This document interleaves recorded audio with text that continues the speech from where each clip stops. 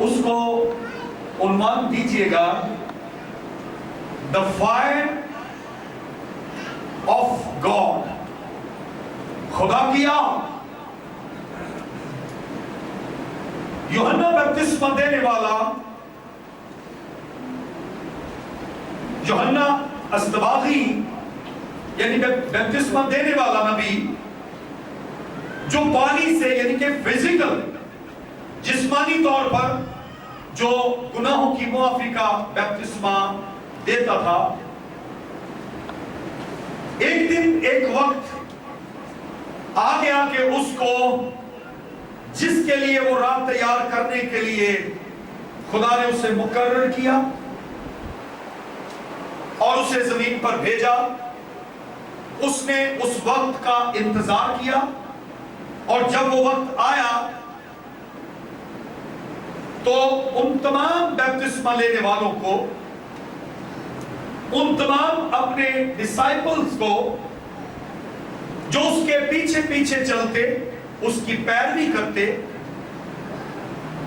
آج وقت آ گیا کہ وہ اپنی لمٹ کو پہچان چکا کہ میری لمٹ کہاں تک ہے اور میں کہاں سے ان کو لے کر آیا اور کہاں پر یہ حد بندی ہے، اس کے بعد آگے کون ان کو لے کر جائے گا۔ وہ اس بات کو بہتر طور پر سمجھا اور اس کو پھر اس نے عملی جامہ بھی پہنایا اور ان کو باشگاف الفاظ میں جو اس سے بپتسمہ لے چکے تھے یا لینے کے خواہش مند تھے یا جو اس کی پیروی کر رہے تھے، اس کے شاگرد یا فقی، فریسی، یہودی، ہر قسم کے لوگ ہمیں یردن پر نظر آتے ہیں، سوائے بچوں کے وہاں کوئی اور بچوں کے علاوہ سوائے بچوں کے باقی سب کچھ ہمیں نظر آتا ہے۔ پولیس والے نظر آتے ہیں، گورنمنٹ کے لوگ نظر آتے ہیں، شریعت کے ماننے سننے والے، عمل کرنے والے نظر آتے ہیں، اور بہت سارے لوگ، ملی جلی بھیڑ جو اس کے پاس آتی اور وہ ان کو پانی سے بپتسمہ دیتا گناہوں کی معافی کا۔ یہ ہے یوحنا بپتسمہ دینے والے کی لمٹ اور میری اور میرے ہم خدمت خادموں کی لمٹ۔ ہم تو آپ کو پانی سے بپتسمہ رات کو 2 بجے بولے تو دے سکتے ہیں، صبح 4 بجے بولے تو دے سکتے ہیں، اور جب بھی کوئی وقت ہو جو آپ مقرر کریں یا بے وقت ہو، ہم یہ خدمت سر انجام دے سکتے ہیں، یہ ہماری لمٹ ہے۔ لیکن یوحنا نے باشگاف الفاظ میں اس بات کو کلیئر کر دیا، میں تو تمہیں پانی سے بپتسمہ دیتا ہوں، مگر جو میرے بعد آنے والا ہے وہ زوراور ہے، میں اس کی جوتی کا تسمہ کھولنے کے لائق نہیں، وہ تمہیں روح القدس اور آگ سے بپتسمہ دے گا۔ ہیلیلویا۔ سو آج جو ہمارا مضمون ہے وہ ہے خدا کی آگ۔ میں کوشش کروں گا کہ جو 3 پوائنٹ میرے پاس ہیں میں وہ 3 پوائنٹ آپ کے گوش گزار کروں، اور جو اس کو لکھتے ہیں وہ ضرور اس کو لکھیں اور لکھا کر۔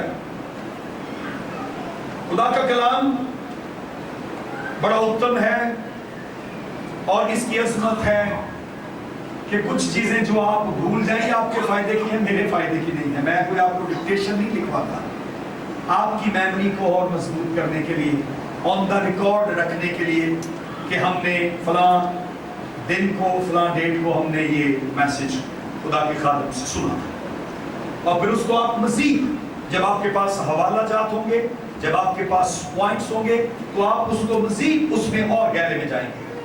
میں دل سے یہ بات کہتا ہوں اور روح میں محسوس کرتا ہوں کہ اگر میں آپ کو 3 پوائنٹ دوں گا، آپ کو 4 پوائنٹ اور دے دے گا۔ ہیلیلویا۔ آپ کے پاس 7 پوائنٹ ہو جائیں گے۔ لیکن بات یہ ہے، کیا ہمارے پاس 5 روٹیاں اور 2 مچھلیاں ہیں جن میں خدا اپنی برکت کو نازل کرے؟ یہ جو آپ نے تحریر کر لیا ہے یہ جو آپ نے نوٹ کر لیا ہے، نوٹ ڈاؤن کیا ہے، یہ آپ کے لیے 5 روٹیاں اور 2 مچھلیاں ہیں۔ یہی چیزیں اس بات کا سمبل ہے، نشان ہے کہ جب ہم خدا کے گھر میں آتے ہیں تو یہ ہمارے دل میں بات ہوتی ہے کہ ہم ان چیزوں کو تحریر کریں جو خدا کے خادم نے بڑی محنت سے تیار کی۔ آپ یقین کریں کہ جو میسیجز میں یہاں لاتا ہوں، یہ کوئی صبح اٹھ کے 6 بجے تیار نہیں ہوئے۔ آج اتوار جب گزرے گا تو مجھے اگلے اتوار کی فکر ہوگی کہ میرے بچوں نے کیا کھانا ہے، اور میں ہمیشہ کہتا ہوں میرے لیے دعا کیا کریں تاکہ میں آپ کے لیے بہتر فوڈ کا انتظام کروں، بہتر خوراک کا انتظام کروں، تاکہ اس خوراک سے آپ کی جو روحانی حواس ہیں وہ درست ہوں۔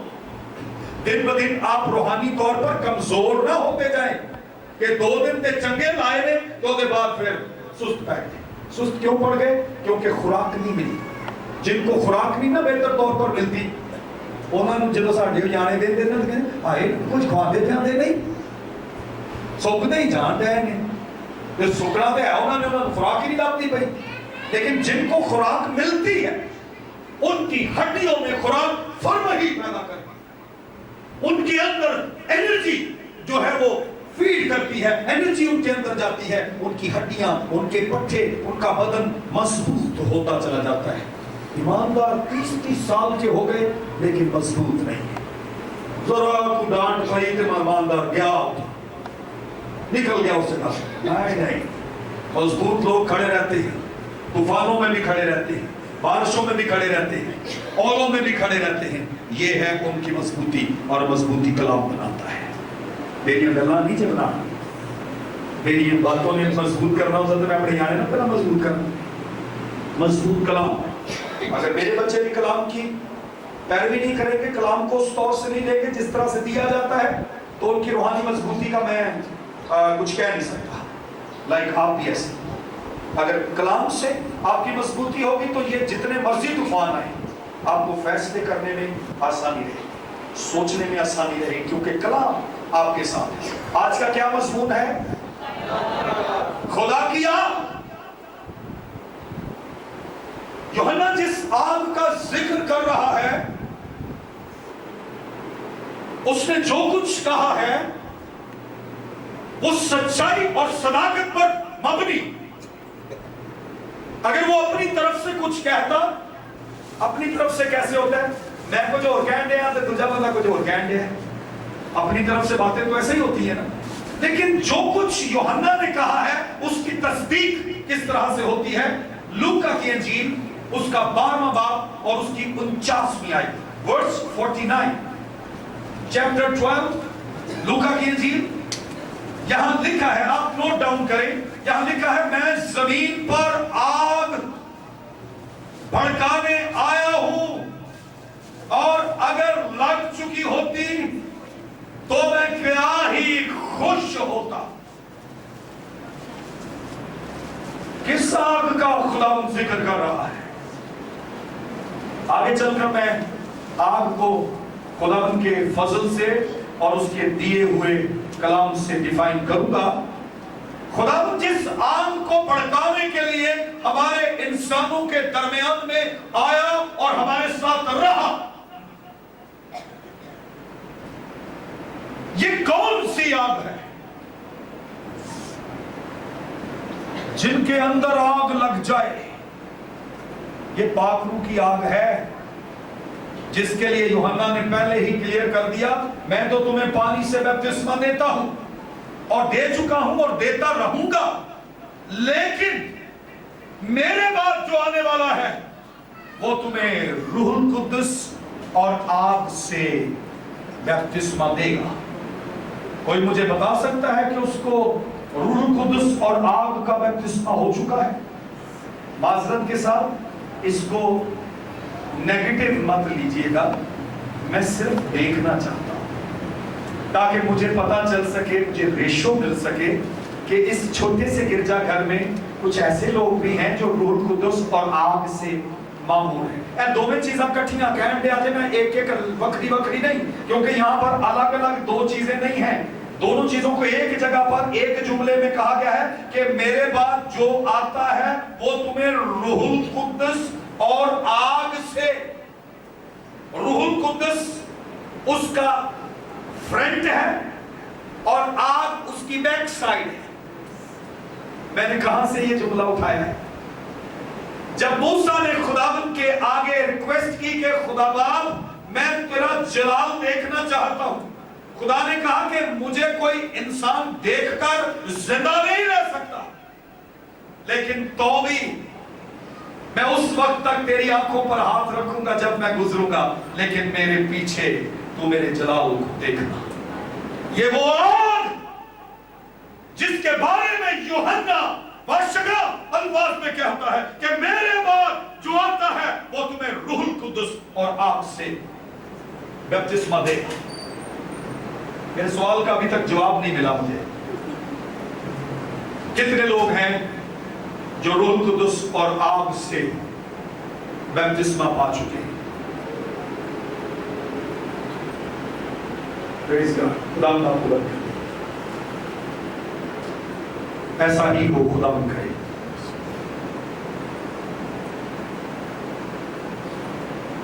रूहुल कुद्दस का अपना एक फंक्शन है, काम है, और आपका एक अपना काम है। रूहुल कुद्दस के बहुत सारे साइन हैं, निशान हैं। जैसे कि किसी को मिलता है वो गैर जुबानें बोलने लग जाता है, जैसे कि किसी को इल्मियत का कलाम, हिकमत का कलाम, उस्ताद की नेमत, मुबश्शिरों का मसा, बहुत सारी चीजें जो हमें रूहुल कुद्दस से मिलती हैं, लेकिन ये कंप्लीट नहीं है। इसके अंदर अभी बाकी आग मौजूद है। मैं आग के ऊपर ही जितना टाइम है बोलूंगा। आग बहुत सारी फजूल और बेकार चीजों को जो हमारे बदन के अंदर हमेशा जोर मारती रहती है, हमारी जहालतें, बेवकूफियां, बड़कपन, अनम, गुरूर, घमंड, अक्तरी, दूसरों से अपने आप को बेहतर समझना, ये उन तमाम चीजों को जलाकर भस्म करती है। अगर सिर्फ कोई रूहुल कुद्दस से मामूर शख्स गैर ज़बानें ही बोलता है, मैं गैर ज़बानों के खिलाफ नहीं हूं, मैं पेंटिकॉस्टल हूं, प्योर, 2 नंबर नहीं। जो चीजें खुदा के कलाम में लिखी हैं मैं उन पर ईमान रखता हूं, लेकिन बैलेंस के साथ, डिसबैलेंस नहीं, बैलेंस के साथ। अगर कोई ईमानदार रूहुल कुद्दस से मामूर है तो उसकी पहचान सिर्फ गैर जुबान नहीं है, उसका दूसरे लोगों से, ईमानदारों से बिहेवियर,